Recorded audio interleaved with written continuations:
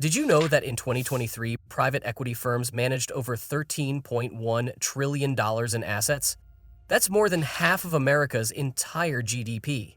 And yet, most people have no idea how these powerful financial players actually work.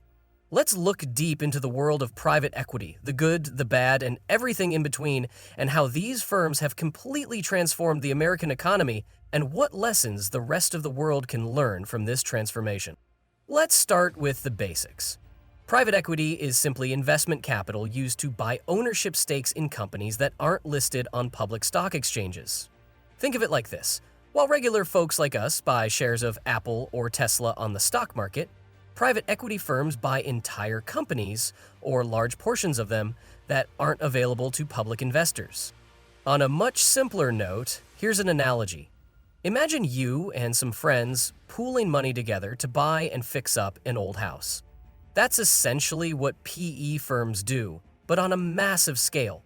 They raise money from investors, pension funds, wealthy individuals, and institutions to buy companies they think they can improve and later sell for a profit. But here's where it gets interesting. These firms, known as general partners or GPs, typically charge their investors, called limited partners, a 2% management fee and take 20% of any profits they make.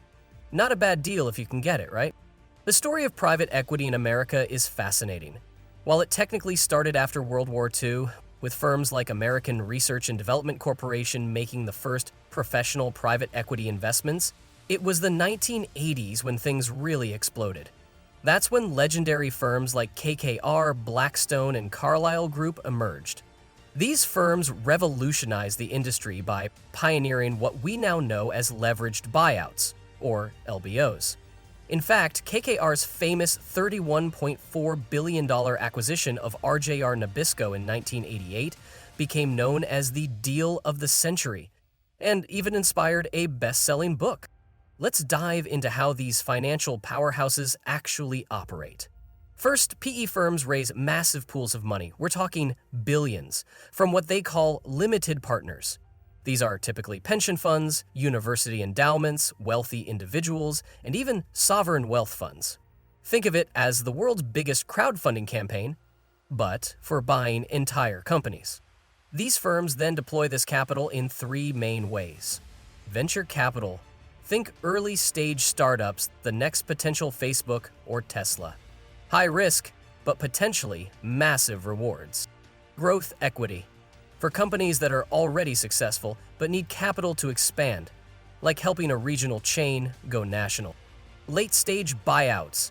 This is where the big money really happens, buying established companies and transforming them. Now, when PE firms buy companies, they can do it in two ways. They might take a minority stake, less than 50% ownership, which gives them some influence but not control. Or more commonly, they go for majority deals, over 50% ownership, where they can call all the shots. And, sometimes, they buy the whole company outright. However, this is where the situation becomes truly intriguing, the renowned leveraged buyout, or LBO. Pay attention because this is how PE firms make their real money. Imagine buying a $100 million company. Instead of paying the full amount, you put in $20 million of your own money and borrow $80 million. If the company's value increases to $150 million, you've just turned your $20 million into $70 million. That's a 250% return. This is why it's called leverage. You're using debt to multiply your potential returns. But PE firms don't just buy companies and hope they increase in value. They have three main strategies to boost returns. 1. Operational improvements. They streamline processes, cut costs, implement new technologies, and bring in expert management teams. 2. Financial engineering. Beyond the initial leverage, they might refinance debt, adjust the capital structure, or use tax strategies to boost returns. Think of it as optimizing the company's financial engine. 3. Market consolidation. Sometimes they'll buy several smaller companies in the same industry and combine them into one bigger, more efficient company. Now, these strategies can create massive value when done right, but as we'll see later, they can also lead to some serious problems.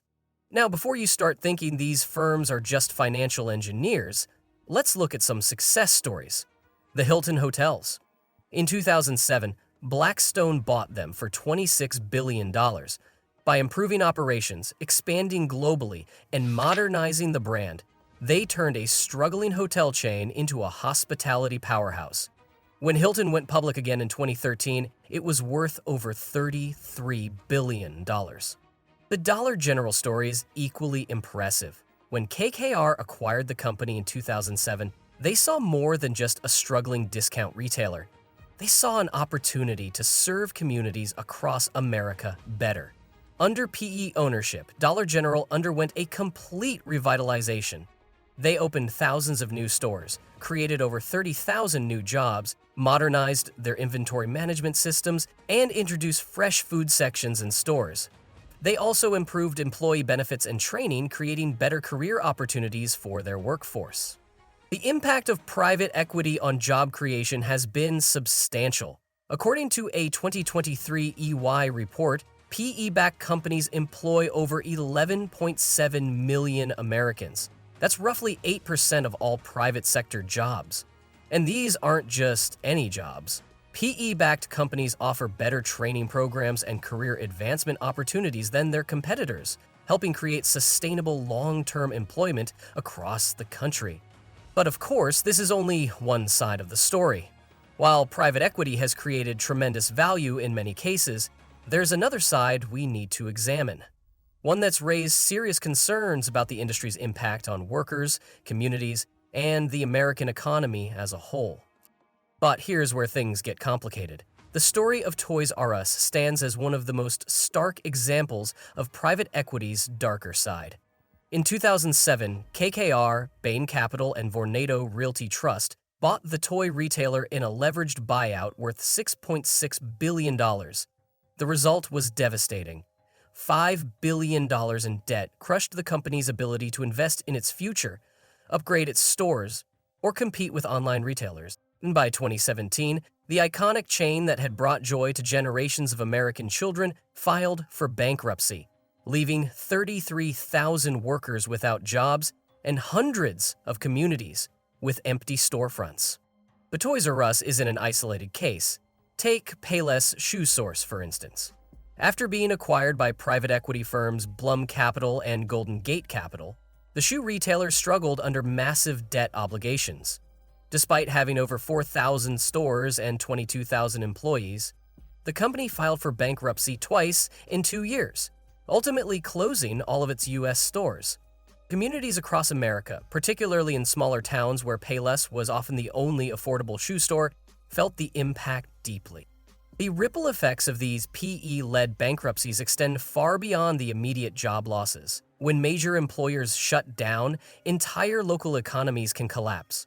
Small businesses that depended on the foot traffic from these stores suffer, property values decline, tax revenues that supported local schools and services disappear. In towns like Pittsfield, Massachusetts, where KB Toys was headquartered, the community is still struggling to recover years later. The biggest criticism found is that PE firms often load companies with debt, extract quick profits, and leave them struggling to survive. It's like taking out a massive mortgage on someone else's house, making them pay it back, and keeping the profits when you sell. Let's look at healthcare, where PE firms now own many hospitals and clinics. The result is more efficient operations in some cases, but also higher costs for patients and pressure on medical staff to cut corners. In retail, it's a mixed bag. While some chains have been revitalized, others have collapsed under debt burdens. Just ask former Payless Shoes employees who watched their company go bankrupt after PE ownership. The rest of the world is watching. Europe's PE market is expected to hit $330 billion by 2025. Asia's not far behind, with China using PE to boost its AI and manufacturing capabilities. But here's the key. Other countries are learning from America's mistakes. They're implementing stricter regulations, protecting workers' rights, and trying to balance growth with stability. So what's the verdict on private equity? Like most powerful tools, it's neither inherently good nor bad.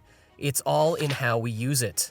Yes, PE has helped create more efficient companies and driven innovation, but it's also left a trail of closed stores, lost jobs, and damaged communities. As other countries embrace private equity, they have a chance to do it better to keep the innovation and efficiency while protecting workers and communities. The question isn't whether to allow private equity, but how to make it work for everyone. What else would you like to learn? Leave a comment below letting us know.